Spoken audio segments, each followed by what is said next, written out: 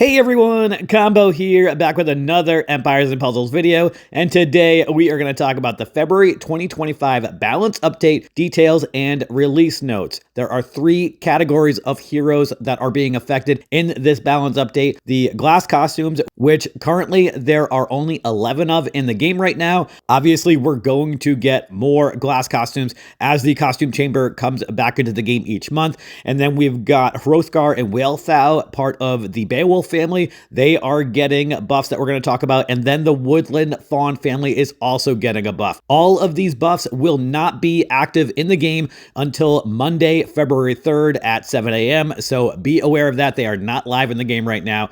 And before we get into that information, real quick, if you do enjoy this video or find it helpful, hit that like button, make sure you're subscribed to my channel, and turn that notification bell on so you can be alerted of when I drop new content. All right, so first we are going to talk about the glass costumes buffs, and there are a couple questions that I don't think we've really had answered yet. I've talked to quite a few of my fellow content creators, and there are different thoughts and opinions on the interpretation of what some of the buffs mean. So we're going to talk about what I think it is and then also what it could be. But first, the glass costume stat bonus currently is at plus 65% attack, plus 65% defense, plus 70% health, and plus 5% mana. The attack and defense will both change to plus 70%, and the health is going to change to plus 75%. Now, that might not seem like a lot, but when you're talking about heroes that have like 15, 60 total individual power, that is going to make a big difference in those heroes. The total individual power for those heroes, if they are double limit broken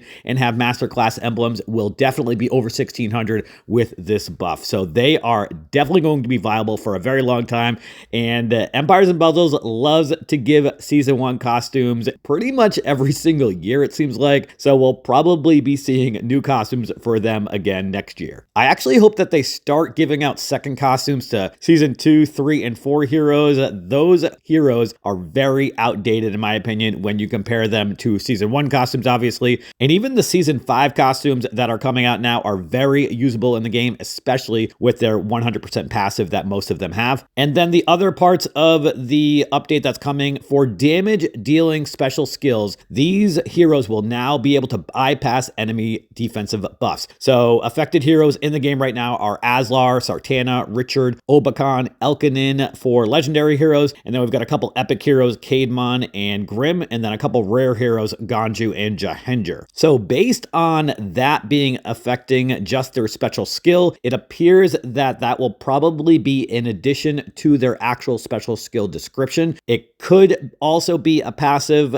added to them, but we really won't know until this update happens on Monday the 3rd. But either way, they will definitely be able to bypass defensive buffs. The reason I bring up if it's part of their special skill or if it's part of their passive is because that is going to affect this next category of heroes, which right now it's only Vivica and Boltusk, but the description in the forum post says supporting special skills now also grant a guaranteed status ailment reflect for allies of the same element as the caster. So the wording is a little funky there. I think a lot of people interpreted that as if you were a red hero, then you would be able to reflect back against red enemies. So obviously Boltusk would be able to do that against Bernadette in that instance. And then Vivica would only be able to do it against yellow heroes. But I don't think that that is actually the interpretation. I've read this description probably 100 times. I've talked to quite a few people about what they think it means. And because it specifically says supporting special skills, it appears that it's probably going to be part of their actual special skill.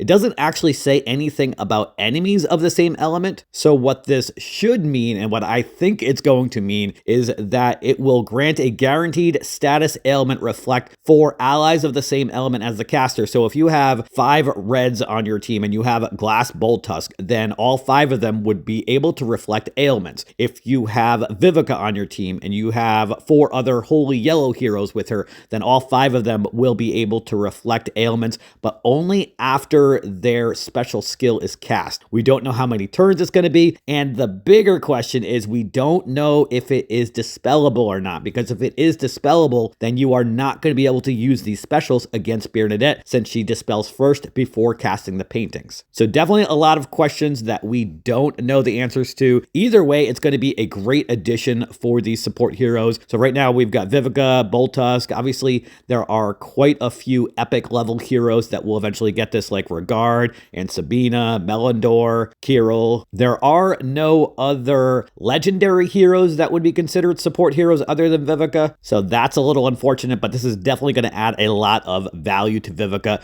specifically on offense. Normally people don't have more than one of the same color on defense, so it's not really going to have too much of an effect on defense. So definitely let me know what your thoughts are on what this means, but I believe, based again on the conversations I've been having with some of the top level players and some other content creators and people who have been around the game a very long time, it looks like this reflecting of ailments will happen to all allies of the same color as the hero that has that glass costume that is casting it. So Vivica for yellow, Boltusk for red heroes, obviously. And we don't know how many turns it's going to be, and we don't know if it's dispellable. So those are definitely answers that we don't have yet. And again, we're probably not going to find out until Monday. All right, so moving on to the other categories of heroes that are getting buffed. So we've got the Fawn family. So the family bonus is getting buffed. Each successful resist from the family bonus now also increases the mana of the hero by 5%. I do have Isidore max, so I'm going to pull up his hero card so that we can look at the family bonus so that we can interpret this a little bit better here. All right, so you can see here that for 1 or 2 Woodland Fawn family members, he will have a 75 or 100% chance to resist mana reductions and mana status ailments. He also deals more damage against minions, but that doesn't affect the buff that he's going to be receiving on Monday, February 3rd. The buff that's going to happen is that when the mana reduction or mana status ailment gets resisted, he's going to get 5% mana. So if you have 2 Woodland Fawn family members, then they are automatically going to resist those mana status ailments and mana reductions and are going to gain 5% mana each time that happens. It's definitely possible that could happen only once per turn. That was not specified in the forum post, but we should find that out on Monday when it gets added to his hero card. So definitely a very, very useful bonus for the slow heroes, especially because of how many tiles it takes to get them to their special, but also useful for all of them, obviously, since they're going to get that 5% mana bonus. And then the last category of heroes that are getting buffed for this update are the Beowulf family. So we've got Hrothgar and Wealhtheow who are just getting stat increases. This is likely because there is a Beowulf challenge event coming out in a couple weeks, and we're going to be getting 3 brand new Beowulf family members, and they're obviously going to have updated stats to keep up with the brand new heroes that are coming into the game. And I think the Empires and Puzzles game wants to make it so that Hrothgar and Wealhtheow have competitive stats with the new heroes. They came out on Black Friday weekend last year in 2024, so at the end of November. So they've been in the game for about 2 months now, so it's not uncommon for the game to have this type of stat increase for heroes that are introduced for special events like that because of how important they were at the time, and people spend a lot of resources on trying to get them and upgrading them, so they're going to get a little buff, which is kind of nice. So Hrothgar will get attack from 1233 to 1271. His defense is going to go from 1032 to 1069, and his health is going to go from 1989 to 2097. And then Wealhtheow is going to have her stats increase. Attack is going to go from 1050 to 1091, defense from 1172, and health from 2152 to 2251. So not like groundbreaking stats, but pretty much this just keeps up with the stats from heroes that came out a couple months ago to now. So definitely some cool buffs for the Beowulf family members, Hrothgar and Wealhtheow, and then the Woodland Fawns getting that 5% mana increase. But the big one here is definitely the glass costume bonus. The 5% increase to attack, defensive health is definitely going to make them even more powerful. And then obviously the character special skills